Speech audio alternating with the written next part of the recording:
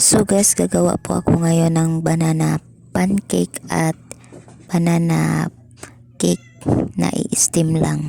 Is yung cardava is babalatan mo at gagadgarin.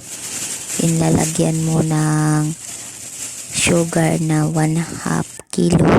Yung cardava guys is 2 kilos. Then linagyan din namin ng harina na 1/2.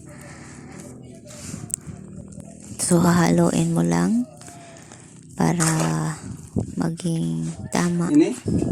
Then lalagyan mo din ng baking powder guys para tumubuan siya yung linagay. Then hahaluin mo lang din. So yan is harina. Marami ka talagang magagawa na recipe guys sa saging guys. Then lalagyan na ng coconut milk or gata para maging malambot. Then nilagyan din namin ng kaunting oil para hindi din magdikit-dikit siya guys. Then sa kawali nilagyan namin ng kaunting oil para lutuin na yung banana pancake guys. Luto na siya guys. Yan yung itsura niya. Then nag-steam din kami.